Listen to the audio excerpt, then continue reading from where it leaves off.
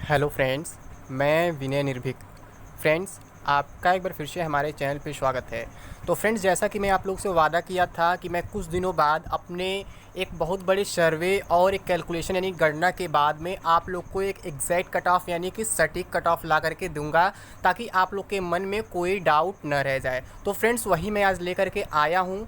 मैं आप लोग को शिफ्ट वाइज सेफ स्कोर बताऊंगा और एक्सपेक्टेड कट ऑफ भी बताऊंगा। फ्रेंड्स, कट ऑफ कई तरीके से डिसाइड होते हैं, तो यहाँ मैं 3 पॉसिबिलिटीज़ पे बात करूंगा।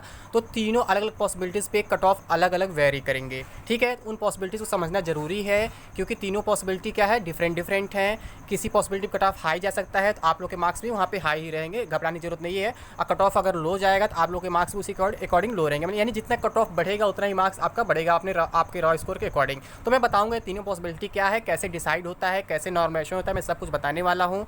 ठीक है, कैसे बेस सिर्फ डिसाइड किया जाता है, मैं सब कुछ आपको एक्सप्लेन करूँगा। अच्छे से आपको परेशान होने की ज़रूरत नहीं है। लेकिन फ्रेंड्स, आप लोग ये गलती मत करना, वरना पछताओगे। कौन सी गलती, मैं ये भी आपको बताने वाला हूँ, क्योंकि बहुत से लोग एग्जाम प्रिपरेशन में गलती कर देते हैं।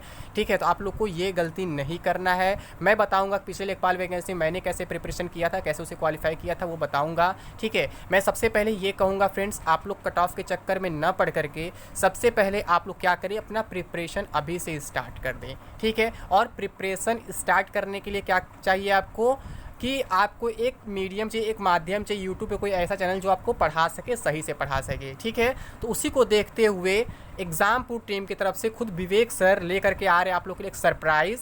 कल सुबह 11 यानी 5 सितंबर को सुबह 11 बजे एक सरप्राइज़ आप लोग ला रहे हैं लेखपाल कैंडिडेट्स के लिए।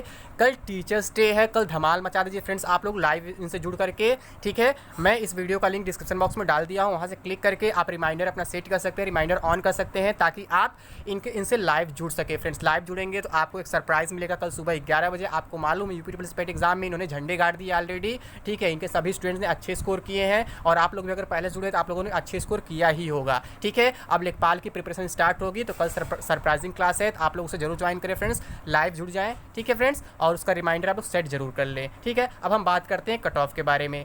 तो फ्रेंड्स, कट ऑफ के बारे में अगर हम बात करें तो आपको मालूम है ये एग्ज़ाम जो है 2 शिफ्ट में हुआ था, और इसके बाद काफ़ी सारे कन्फ्यूज़न क्रिएट हुए। कोई बोला कि 4.5 लाख बुला लिया जाएगा, कोई बोला 7 लाख को बुला लिया जाएगा, कोई बोला सही वैकेंसी अलग कट ऑफ बनेगा, कोई अभी भी बोल रहा है कि अभी भी सबको कंबाइंड बुलाया जाएगा, कोई बोल रहा है कि अभी भी केवल 15 गुना बुलाया जाएगा, जबकि ऐसा कुछ नहीं है। आयोग ने एकदम कंफर्म कर दिया है कि अभी क्या है, जितने लोग पेट में अपीयर हुए हैं उन्हें कोई भी कट ऑफ शो नहीं किया जाएगा, बस उनका एक स्कोर कार्ड जारी होगा। जो मैं आपसे बहुत पहले से कह रहा हूँ, बहुत शुरू से कह रहा हूँ। ठीक है, केवल स्कोर कार्ड जारी होगा, और आपको क्या करना है, उसी स्कोर के अकॉर्डिंग आपको अपना खुद दिमाग लगाना है कि आप लेखपाल के लिए एलिजिबल हैं या नहीं है। तो मैं उसी पे चर्चा करने वाला, लेखपाल की कट ऑफ कितनी जा सकती है। ठीक है, और मैं अपनी स्ट्रेटजी एक अलग वीडियो में बता दूंगा फ्रेंड्स, मैं पिछला लेखपाल वैकेंसी कैसे क्लियर किया था।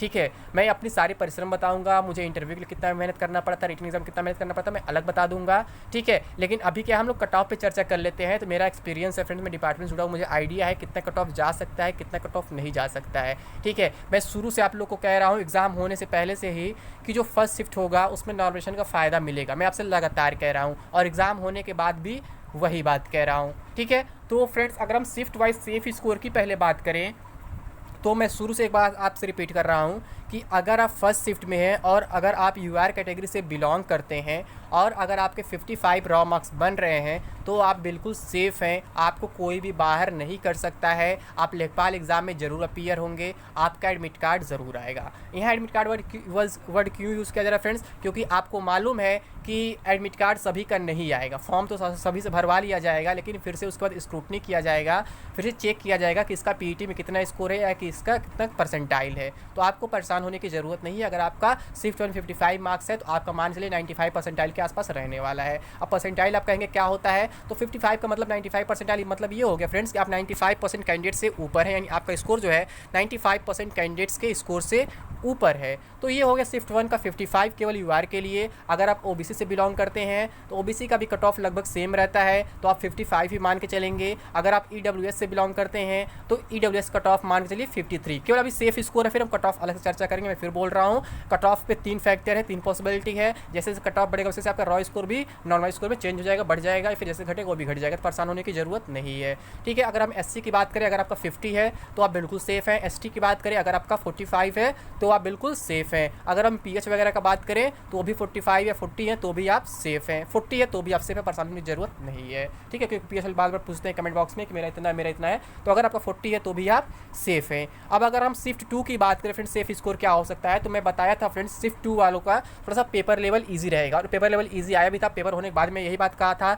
आंसर की आने के बाद भी यही पता चल पाया है कि पेपर 2 जो था, यानी शिफ्ट 2 का जो पेपर था वो काफ़ी ईजी था। तो शिफ्ट 2 में अगर आप UR कैटेगरी से बिलोंग करते हैं और अगर आपके 65 बन रहे हैं तो आप बिल्कुल सेफ़ हैं। यहाँ मैं सेफ़ की बात कर रहा हूँ, प्रिपरेशन स्टार्ट करने की बात नहीं कर रहा हूँ फ्रेंड्स। प्रिपरेशन स्टार्ट करने का एक अलग स्कोर होता है, सेफ़ एक अलग स्कोर। सेफ़ का मतलब ये है कि आपको कोई भी शक्ति बाहर नहीं कर सकती है, और प्रिपरेशन स्टार्ट करने का मतलब क्या है, आप बॉर्डर पे हैं, आप अंदर भी आ सकते हैं, बाहर भी जा सकते हैं। तो हम प्रिपरेशन स्टार्ट करने का अलग हम क्राइटेरिया बताएंगे, कंडीशन बताएंगे कि कितने पे आपको प्रिपरेशन स्टार्ट कर देना चाहिए। लेकिन अगर आप शिफ्ट 2 में है, 65 आपको बन रहा है, तो आप क्या है, सेफ़ है UR कैटेगरी से, और OBC से अगर 65 है तो आप बिल्कुल सेफ़ है। अगर आप EWS से हैं और आपका 62 बन रहा है, 63 बन रहा है, तो आप सेफ़ हैं। अगर आप SC से हैं, आपका 60 बन रहा है तो आप सेफ़ हैं। ST से आपका अगर 55 बन रहा है तो आप बिल्कुल सेफ़ है। अगर आप PS से आपका 50 बन रहा है तो आप बिल्कुल सेफ़ है। यानी मेरे अकॉर्डिंग 10 नंबर के आसपास चेंजेस देखने को मिल सकता है, वेरिएशन देखने को मिल सकता है दोनों शिफ्ट में, ऐसा देखने में लगता है दोनों शिफ्ट के पेपर मिलाने पे, ठीक है। तो अगर हम बात करें कितने पे प्रिपरेशन स्टार्ट कर सकते हैं,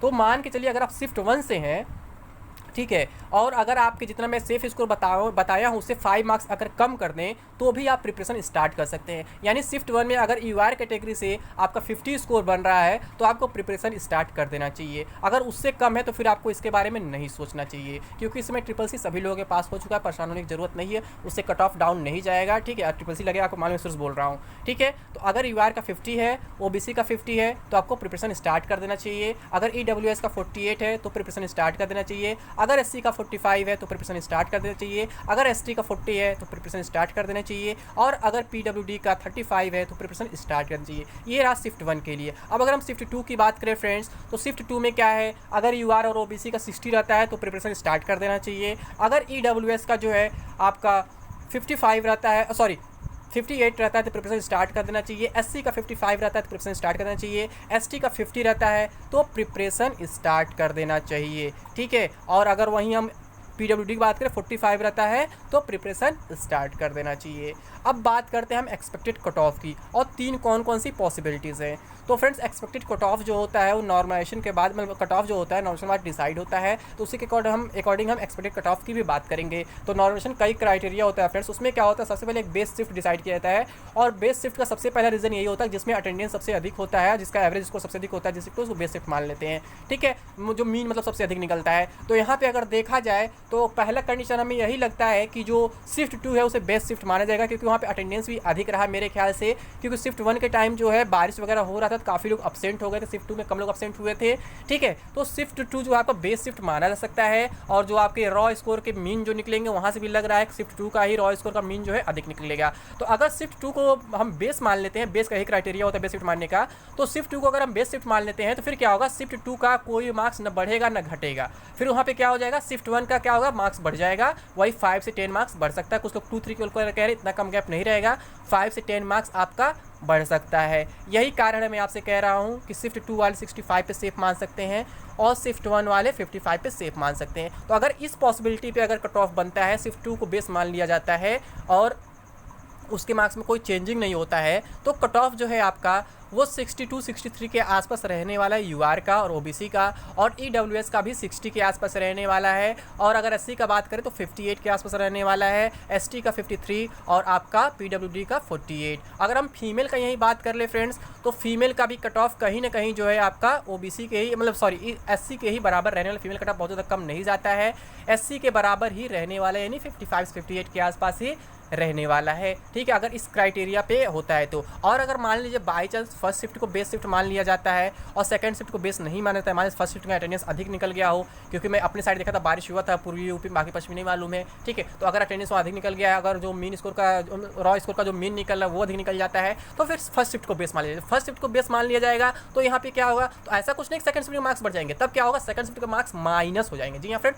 सेकंड शिफ्ट के मार्क्स जो है तब माइनस हो जाएंगे। मैं बोला था ना कि कभी कभी मार्क्स बढ़ते भी, कभी मार्क्स घटते भी हैं, दोनों सिचुएशन होता है। तो जब अगर ऐसे कंडीशन में होता है तो फिर क्या होगा, आपका कट ऑफ जो है काफ़ी कम चला जाएगा। कट ऑफ काफ़ी कम का क्या मतलब है, तब यूआर कट ऑफ 55 के आसपास रहेगा और ओबीसी कट ऑफ 55 के आसपास रहेगा, ईडब्ल्यूएस का 53 रहेगा और फिर एससी आपका 50 रहेगा, फीमेल का भी 50 रहेगा और आपका एसटी का 45 रहेगा और कह सकते हैं पीडब्ल्यूडी का 40 रहेगा। और एक होता है तीसरा कंडीशन फ्रेंड्स, तीसरा क्या होता है कंडीशन, जब दोनों शिफ्ट को मतलब इधर उधर कर दिया जाता है, जब दोनों शिफ्ट के मार्क्स इंक्रीज डिक्रीज कर दिए जाते हैं, तब क्या होता है, तब आपका जो स्कोर रहेगा वो 58 के आसपास मतलब कट ऑफ रह जाएगा, यानी दोनों के बीच में। तो अगर हम यूआर की बात करें तब यूआर और ओबीसी का कट ऑफ 58 के आसपास रह सकता है, मतलब 58-60 के बीच। और हम ईडब्ल्यूएस का बात करें तो 56 के आसपास रह सकता है।